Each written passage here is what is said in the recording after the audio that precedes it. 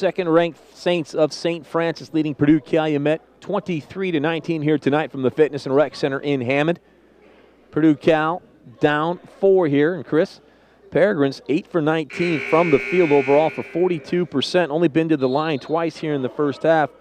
But at the end of the day, thus far, Purdue Cal has out-rebounded St. Francis, and that's been the key to being in this ballgame still. It really has. They need to start converting those into some points, though, Mike. Points in the paint.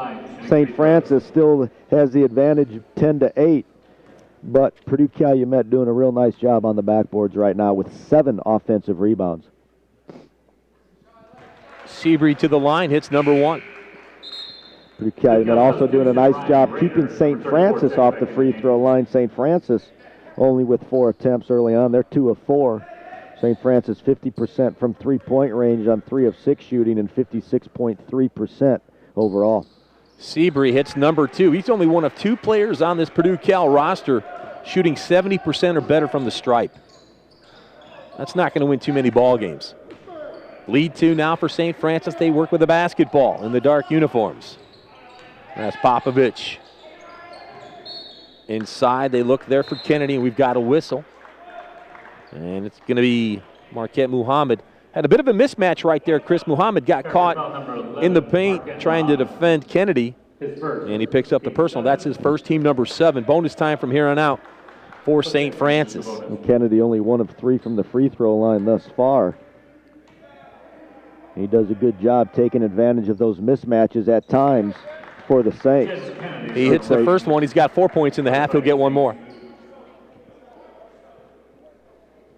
3-point lead for St. Francis, 24-21 as we approach the 6-minute mark left here in the first half.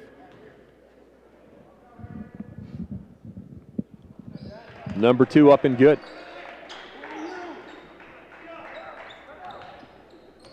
Straight man-to-man by St. Francis, trying to force Purdue Cal to eat up some of that shot clock.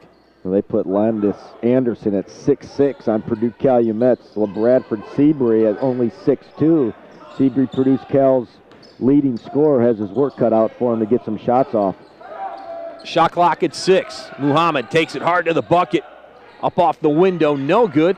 Didn't touch the rim. Ball is loose, and it's going to be another shot clock violation.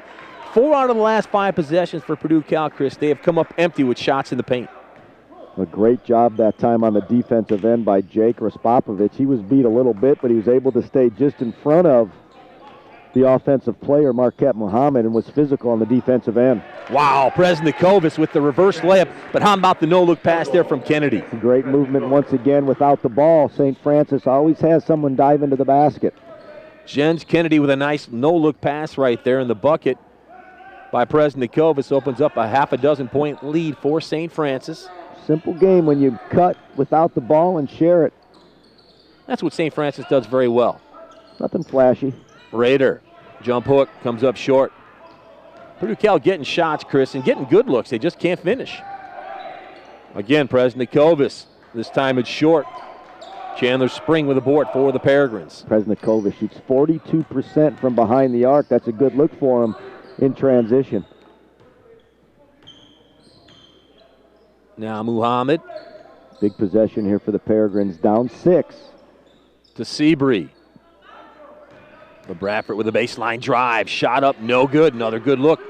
Jens Kennedy with a board for the Saints. Inside, again, Ilyayev with the bucket. How about the pass from Raspopovich? That's what he does very well, Chris, his ability to distribute the basketball. Get their other players involved. You got those big guys running the floor. They need to get it. Jake did a great job that time with a bullet pass through the lane. Back after this, 4:15 left in the half. It's St. Francis up 8.